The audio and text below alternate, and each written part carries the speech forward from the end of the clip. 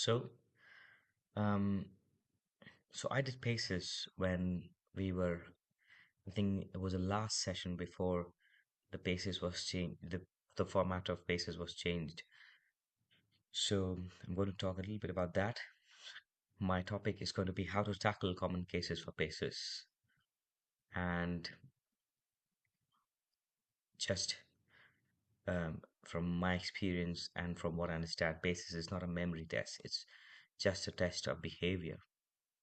And PACES in general rewards doctors who can examine efficiently, spot real clinical signs, not fake or not just made up signs, name the problem or name this, what is the problem or the diagnosis clearly, and then communicate safe next step. That's it. Everything else is what they don't care about. Your job is not to be a walking textbook. So whatever is the case that you're tackling, you don't have to be a doctor who knows everything about that particular case. You just have to be the person who knows what is going to be the most appropriate next step or most appropriate plan. So I'm sure of you know about this, but this was a new format, and um, the universal pattern that usually is a good a good way to take things forward is to, in your mind, if you make a plan of when you see something you're going to observe and examine, in your mind you're going to work out, name the signs, commit to a diagnosis softly, but confidently, and then just articulate the next steps.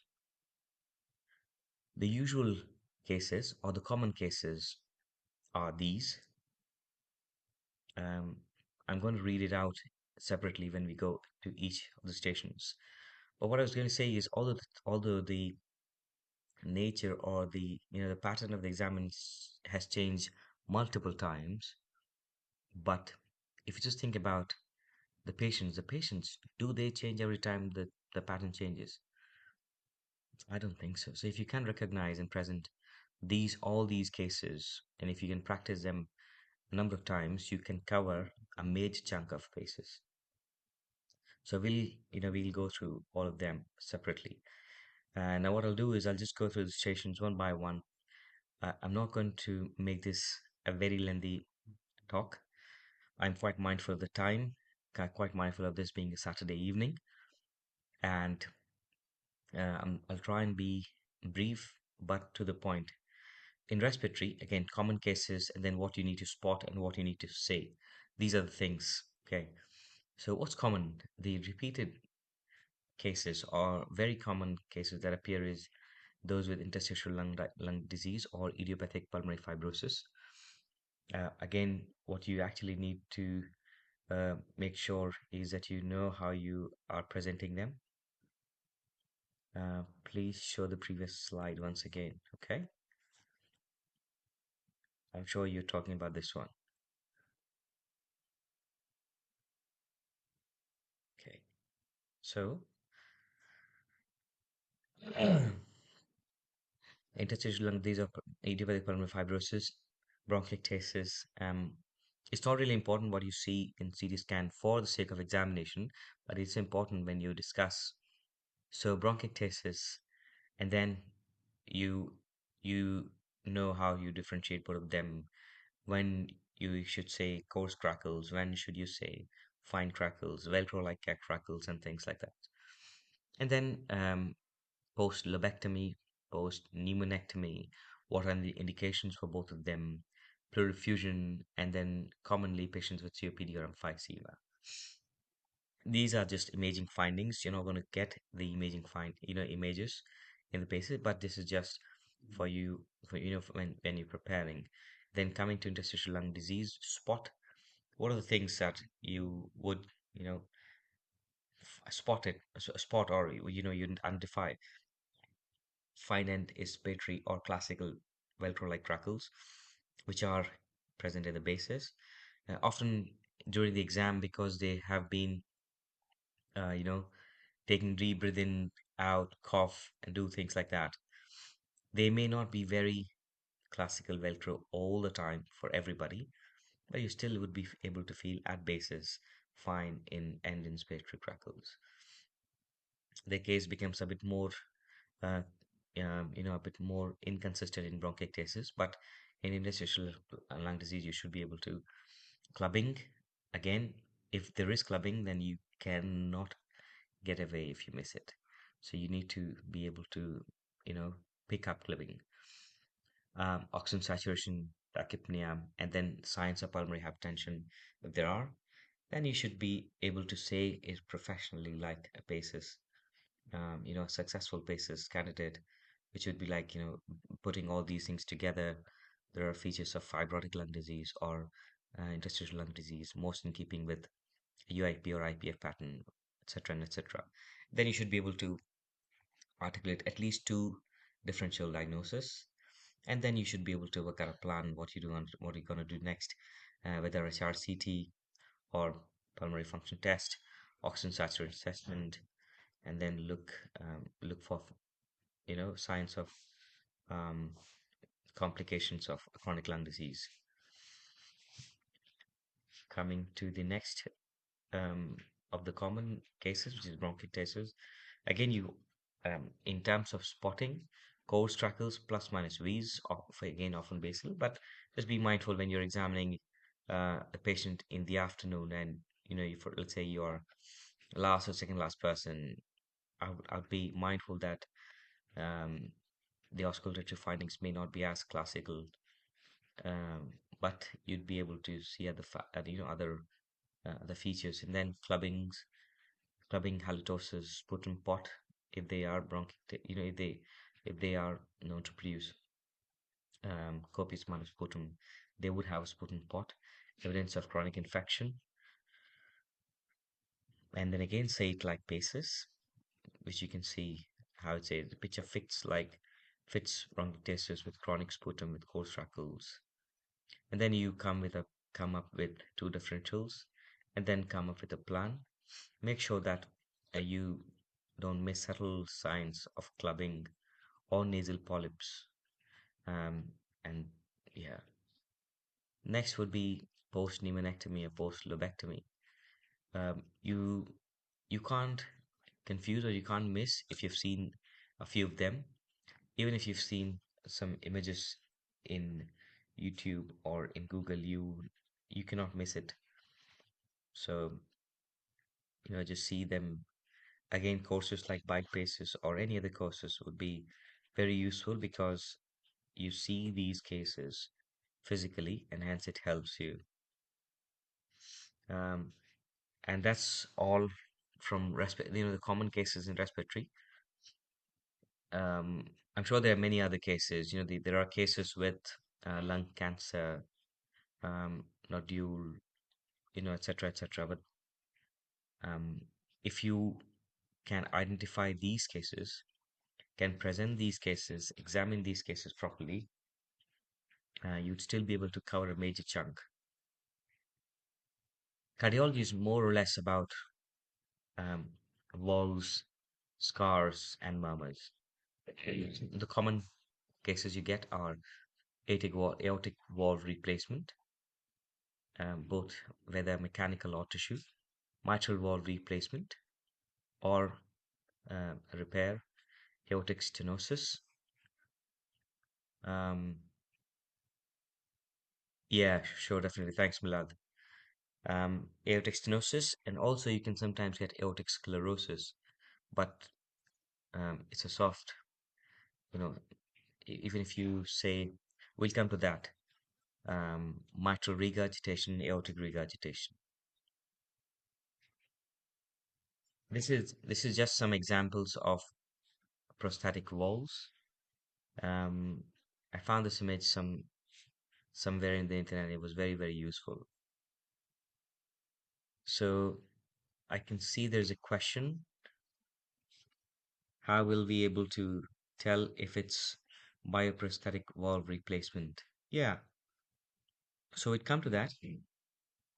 Um, so the click is different. if it's a if it's a mechanical or bioprosthetic. Bioprosthetic, because it's tissue wall, they usually do not have a metallic click, just a loud sound.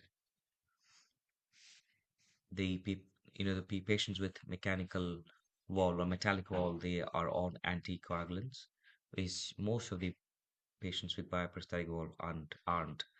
So these are the ways you would identify and differentiate. If you've heard enough metallic heart valve sounds, you would be easily able to pick up and identify that these are mechanical. Um, it's a mechanical heart valve basically. So spotting median sternotomy scar, wall clicks, murmurs, and then how is the valve functioning if there is an artificial valve. Um, Complications, for example, atrial fibrillation, heart failure, endocarditis, clues for endocarditis. Um, Sorry, we've got another question. Okay, how to differentiate mechanical AVR and MVR?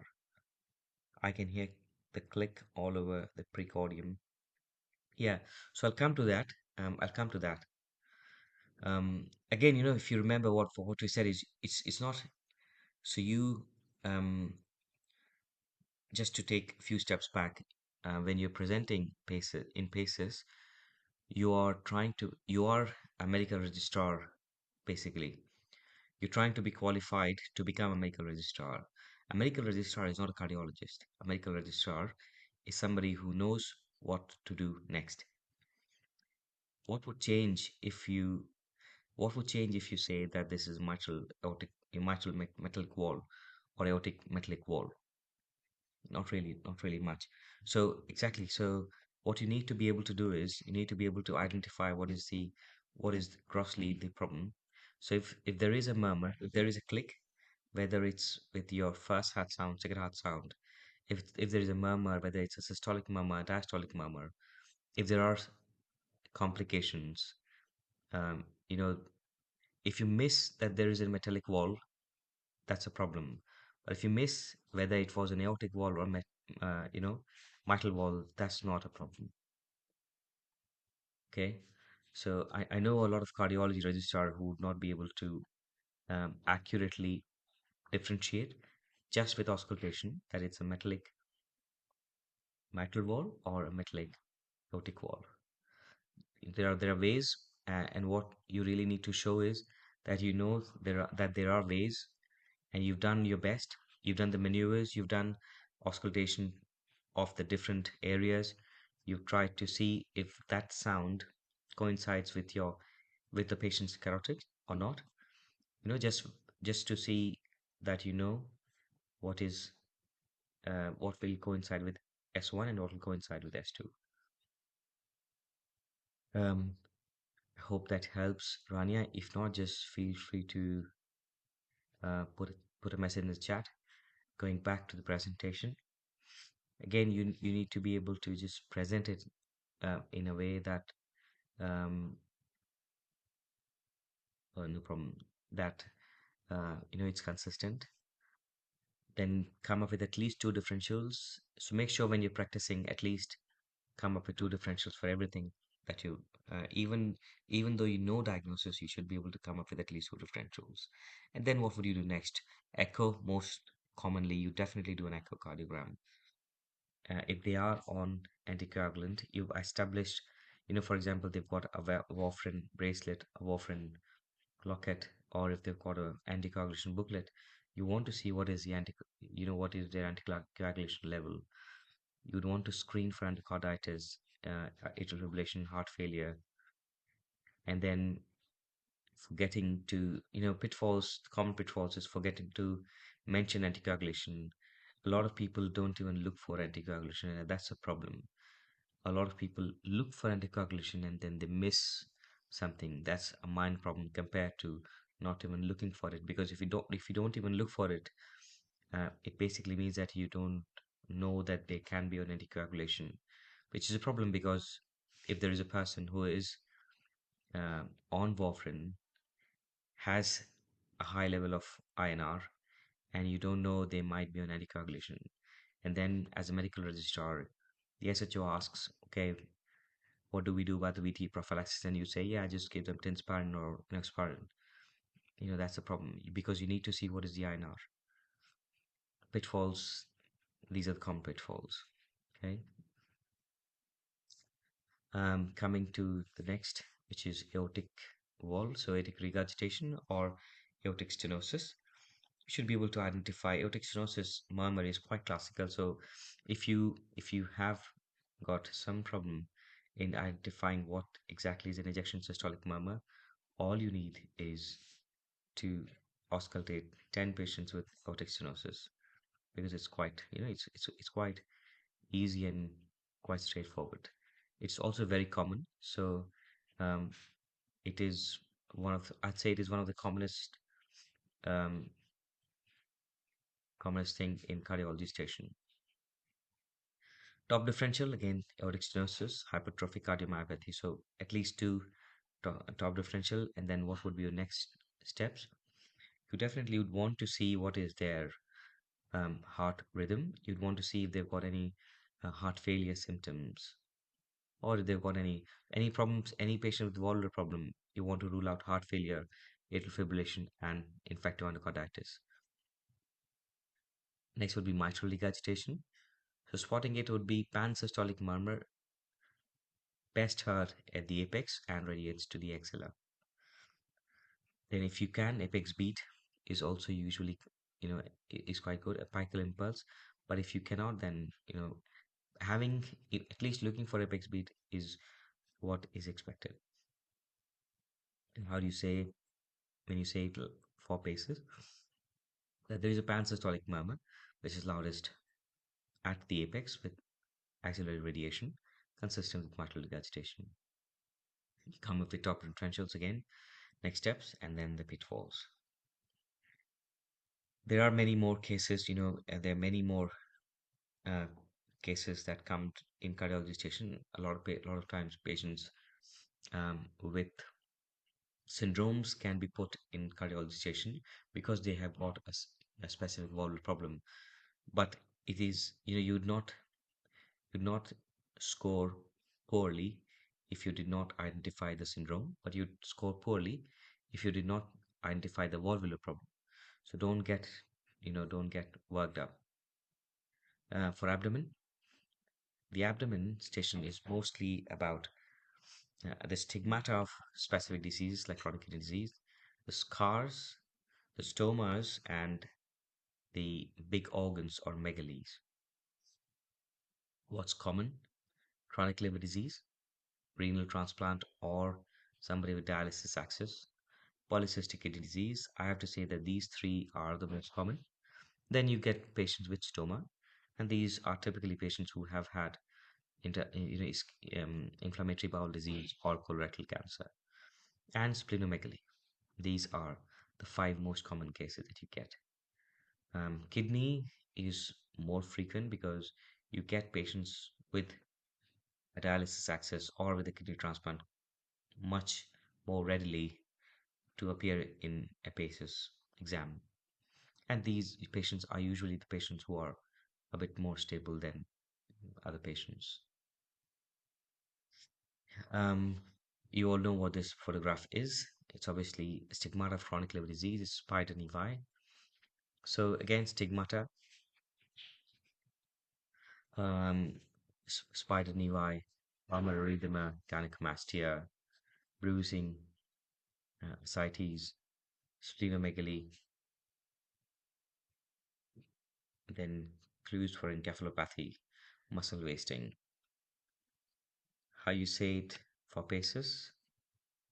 Can we do scratch test for hepatomegaly in PACES?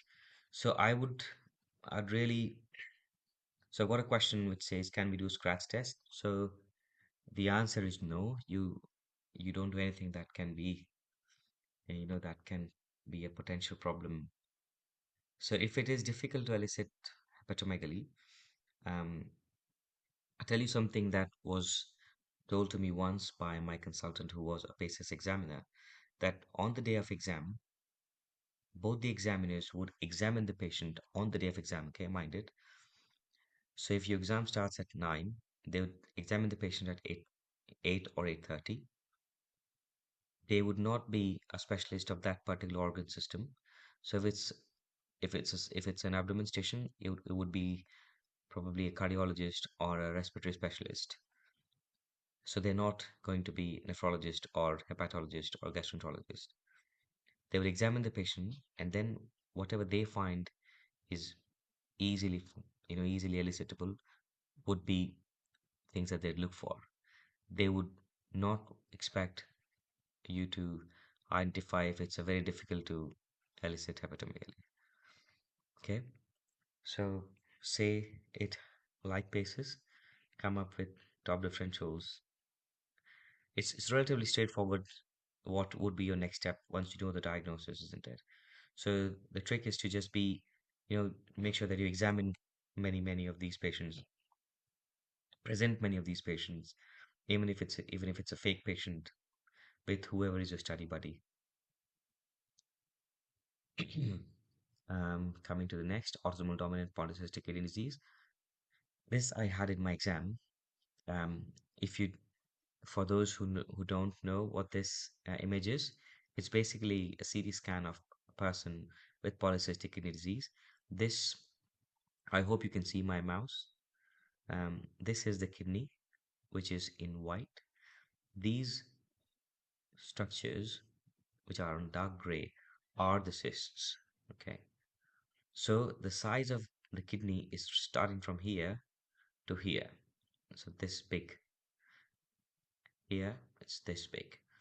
And you can see how this has made the abdomen bulging laterally in both sides. Okay. So saying that I did have them in my exam, and it's it's not so straightforward. A lot of times you can miss it if you've not examined them. So find out, you know, go to the renal ward, find out patients with polycystic kidney disease. You'd find very helpful nephrology registrars. You'd find very helpful nephrology consultants who would point you to the right person who is willing to be examined and who's got significantly large kidneys. One thing to note is a lot of times these patients have had their kidney removed. They've had nephrectomy because of there could be various reasons. Uh, One of the commoner for exam is to make space. It's not necessary to remove kidney in patients with ADPKD to undergo transplant, but it does happen. So, and the scar, what is important is to just be able to differentiate how would the scar look. And the scar is not like a transplant scar. So transplant scar is obviously in the iliac fossa. So you would not be able to, you'd be able to differentiate between the scars. But what you would find is that there will be no ballotable mass under the scar. So you know that, one side is ballotable large kidneys, other side you cannot. So if it is ADPKD, it should be bilateral. It's not unilateral. So if there's a scar, there's no harm in saying that there's a possibility that there was um, bilateral polycystic kidneys, and because there's a scar, I suspect one of them was removed for either creating space for transplant or because of repeated infections in the polycystic kidney. Um, Common pitfall is calling kidney spleen. Spleen has a notch, but it's not ballotable. Kidney is ballotable. Then the stoma. Stoma is usually quite straightforward. Um, Depending on the location, you can identify whether it's an ileostomy or a colostomy. And then top differential, what would have been the cause of stoma creation? Yeah, I've got another question, guys. Have heard that few candidates often confuse ADPKD and ascites. They present as ascites instead of ADPKD. So ascites would be shifting dullness, which I don't think you'd find in ADPKD because ADPKD the kidneys are fixed. So I don't think it would be um, unless there's a unless you know how it can be confused.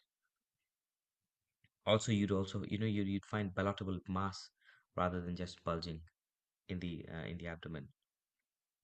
Hope that makes sense, Rania. If not, just write something in the text. Yeah. Okay. So coming to the next is neurology. This is often one of the stations which are most dreaded, and I think the most important thing is to localize where is the problem. This is what takes the maximum energy and maximum toll. Once you localize, then you have to then only you get to label it, and only then you get to make a plan. So it's all dependent upon correct localization. So again, remember, you are not expected to be a a walking, talking textbook. You're only expected to be a confident doctor who knows what is going to be the next step. So it is going to be a major blunder if you have missed a person with cerebellar sign and you think that they've got peripheral neuropathy. So that's going to be a blunder. As long as you know that there is a cerebellar sign, as long as you know that there's a cerebellar problem going on, you have kind of localized. So you then at least be able to make a safe plan for that can be carried out for over next 24 to 48 hours. And that is what is needed of you as a medical registrar by the consultants. Yeah. So I have to say that it is one of the most overrated and most um, unnecessarily fear of station.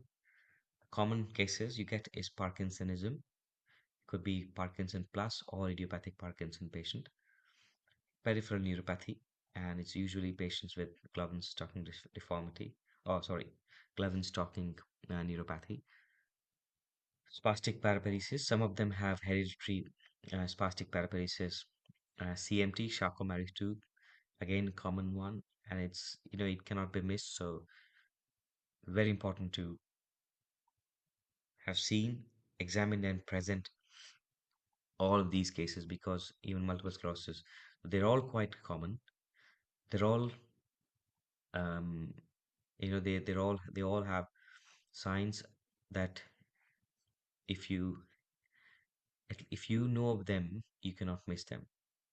So not knowing them basically means that you're not prepared well, which is why the examiners would expect you to be able to.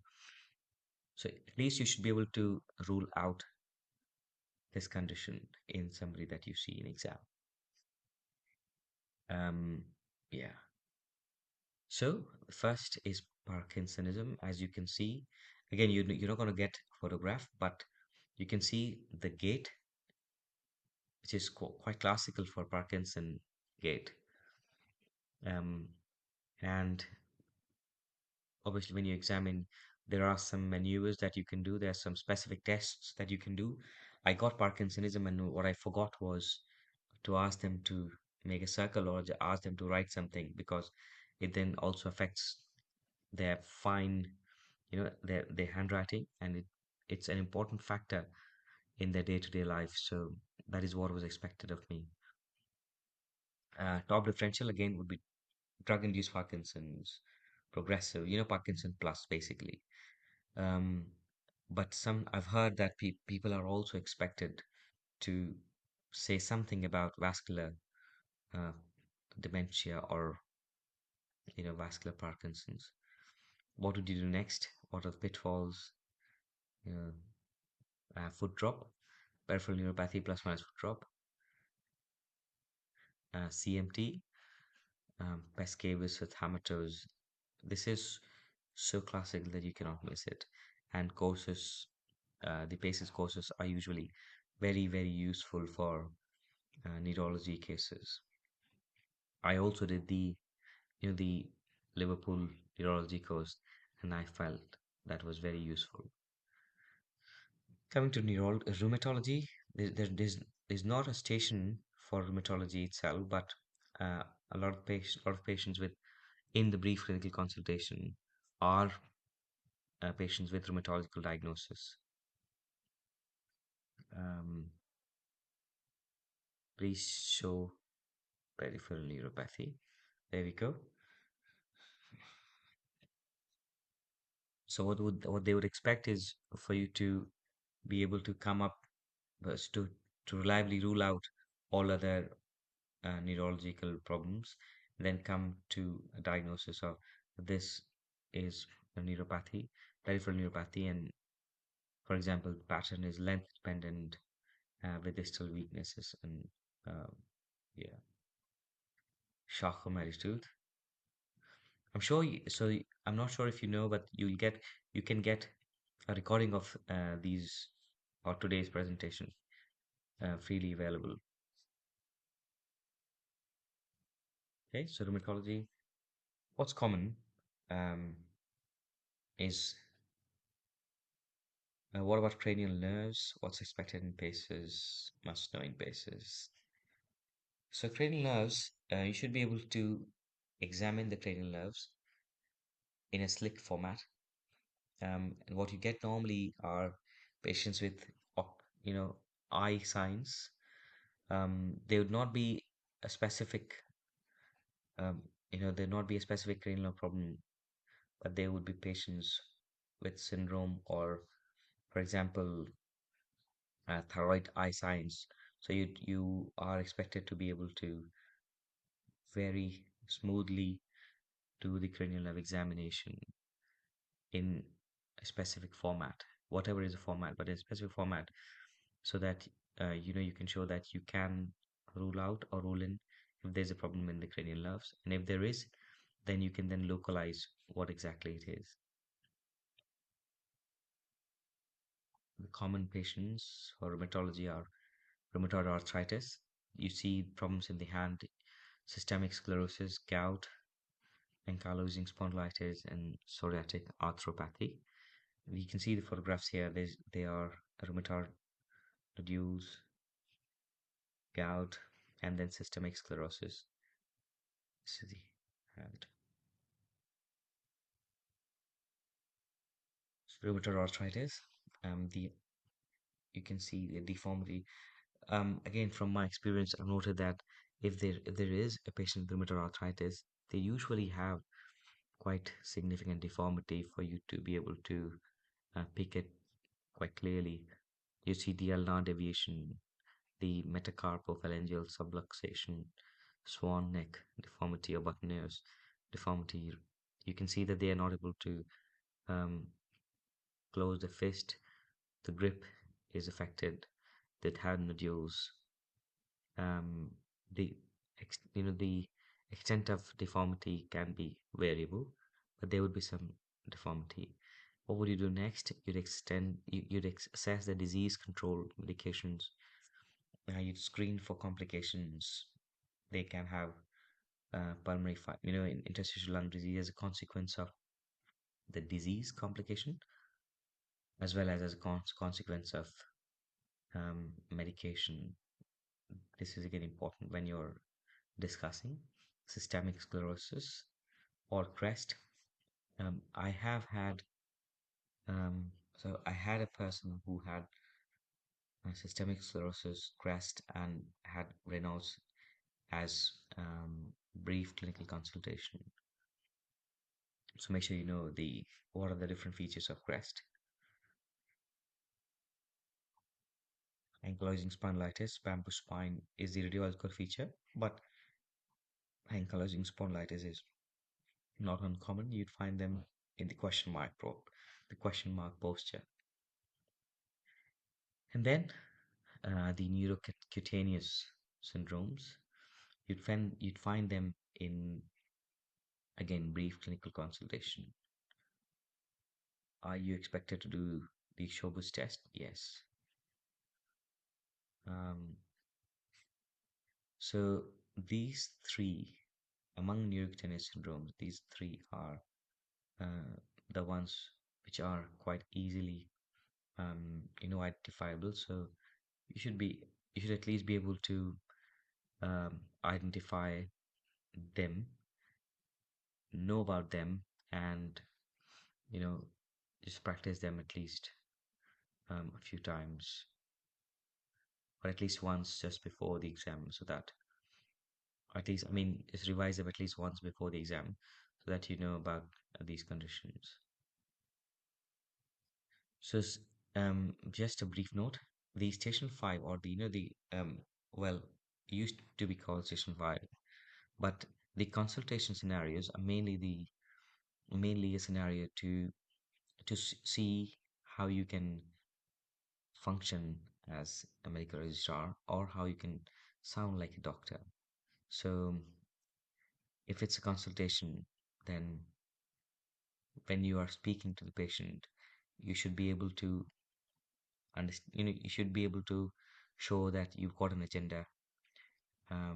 Eyes, there are various mnemonics for various ways to do the consultation, but uh, all in all, it's important to show them that you've got an agenda for whatever you're talking.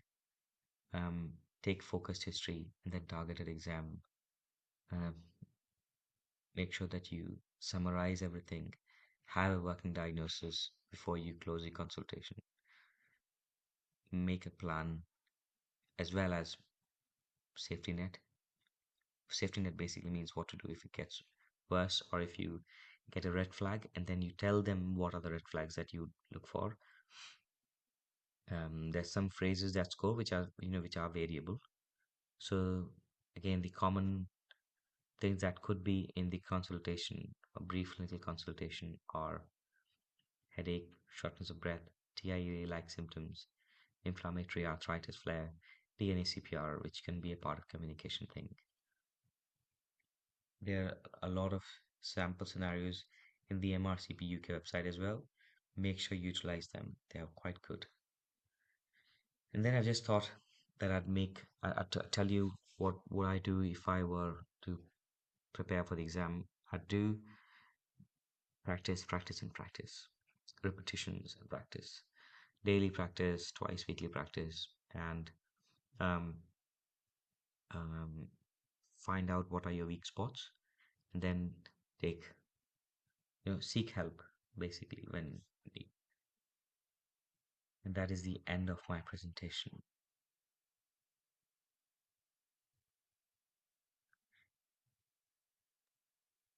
If you have got any question, please feel free to ask.